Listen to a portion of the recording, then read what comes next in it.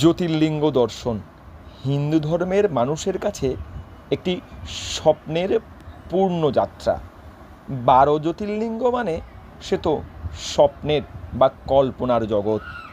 একটি জ্যোতির্লিঙ্গ দর্শন মানে হিন্দু ধর্মের মানুষের কাছে জন্ম সার্থক, আর একাধিক জ্যোতির্লিঙ্গ দর্শন মানে সে তো বাড়তি পাওনা।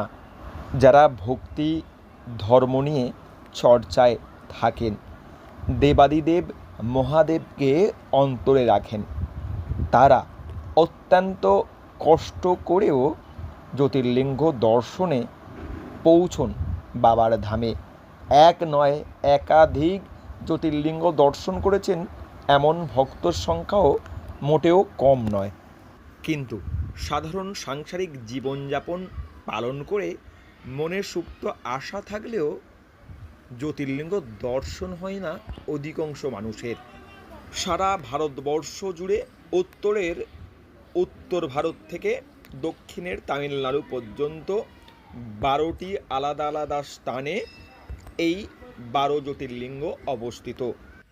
ফলে 12টি জ্যোতির্লিঙ্গ দর্শন করতে যেমন পাহাড়ি পথ, তেমনি নদীপথ, দুর্গম পথ অতিক্রম করে পৌঁছতে হয়। তাই অধিকাংশ মানুষ বা ভক্তের এই 12 জ্যোতির্লিঙ্গ দর্শনের আশা সুপ্তই থেকে গিয়েছে। যদিও বর্তমান সময়ে দর্শন করা কঠিন বললে হয়তো ভুল হবে।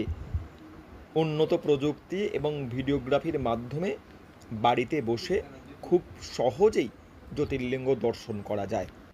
বাড়িতে বসে টেলিভিশনে দর্শন আর সশরীরে পৌঁছানো সম্পূর্ণ ভিন্ন বিষয়। এমন যদি হতো কষ্ট না করেই বাবার ধামে পৌঁছানো যেত, হ্যাঁ, মনের সেই আশাই যেন পূর্ণভূমি জ্যোতির্লিঙ্গে না হলেও তার প্রতীকী স্থানে পৌঁছানো যায়, যেখানে পর পর সাজানো 12টি জ্যোতির্লিঙ্গের প্রতীকী মন্দির।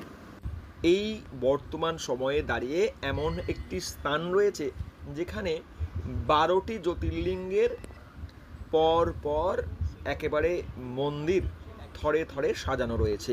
সেই মন্দির দেখতেই সারা বাংলা এবং দেশের বিভিন্ন রাজ্য থেকেও মানুষ আসে। মন্দিরের পাশেই ফলকে হিন্দি ভাষায় বিস্তারিত জ্যোতির্লিঙ্গ বিষয়ে লেখা রয়েছে। প্রতিদিন সকাল থেকে সন্ধ্যা অগণিত মানুষ এসে এখানে ভিড় জমাচ্ছেন এই 12 জ্যোতির্লিঙ্গ দর্শনে।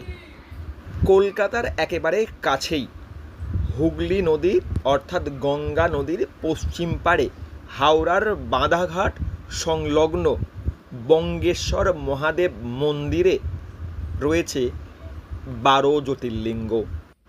বঙ্গেশ্বর মহাদেব মন্দির 51 ফুটের পঞ্চশিরের শিবমূর্তির জন্য যেমন বিখ্যাত, একই সঙ্গে এই 12 জ্যোতির্লিঙ্গ দর্শনের জন্য বিখ্যাত। বলা যেতে পারে একবারেই তৃপ্তি হবে না, বারবার এই স্থানে হাজির হতে চাইবে মন।